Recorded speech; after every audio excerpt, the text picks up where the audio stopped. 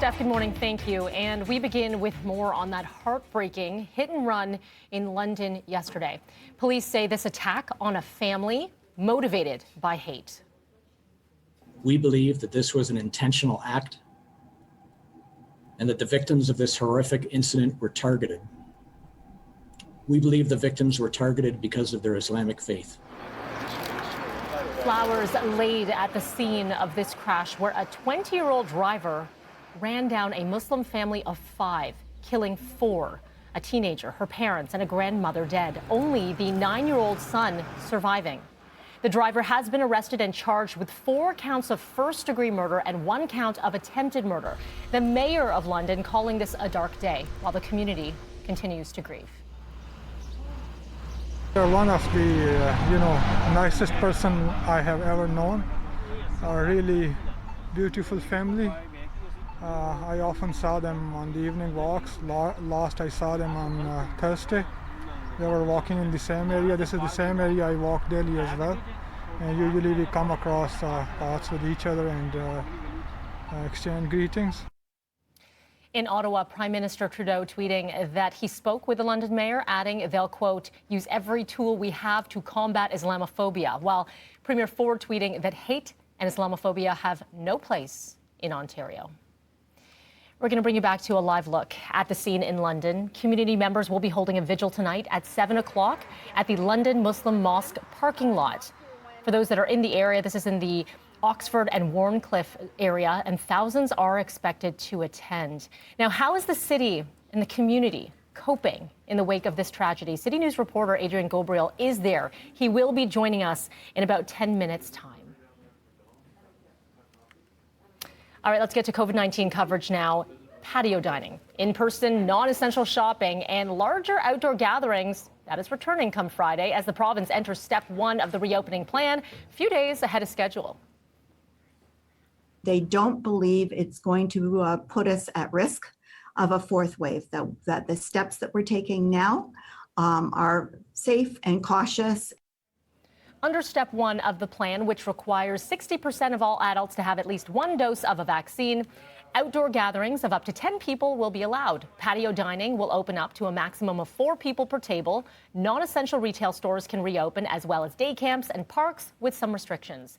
And as those daily case counts drop, experts say the Delta variant, which is the one first detected in India, will soon become the dominant strain, calling on the province to rework the vaccination plan and to target hotspots.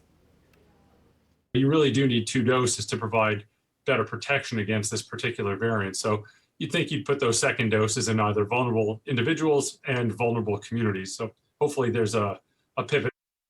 So step 2 of the reopening plan, that requires 70% of adults to have at least 1 dose and 20% fully vaccinated. And this is something people would be looking forward to. This part of the plan would allow hair and nail salons to reopen, as well as limited indoor gatherings. Step 3 is slated for late July, and that would allow indoor dining and gyms to welcome back customers. And that is if we reach 70 to 80% with 1 dose and 25% fully vaccinated. There is a lot to go through. So coming up, we have infectious diseases expert Dr. Andrew Morris, who's going to be joining us live, looking ahead to what our summer is going to be like. And he'll also be taking your questions in You Sound Off, and that's coming up at 6:45. So stay tuned for that. Meantime, registration for Toronto summer camps. A lot of parents have been wondering. Opens today. Camp TO for kids 4 to 12 years old is expected to begin the week of July the 5th and run through August the 27th. The city is also introducing Camp TO Plus this year.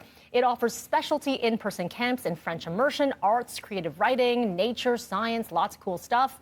More than 35,000 spots are up for grabs, and the city is launching a new pilot program called Park Fit TO, and that'll be outdoor fitness programming. And that will run this weekend until September. A lot of information. Head to toronto.ca to take a look. Well, a new survey finding most Canadians believe the Catholic Church is to blame for the abuse and deaths of children at residential schools across the country. It's an online survey conducted by Leger, introduced about a week after the remains of 215 children discovered at a former residential school in BC.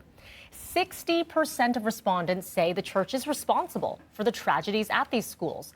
34% say the federal government should bear the responsibility. Over 1,500 adults responded to the survey. As it was done online, there is no margin of error.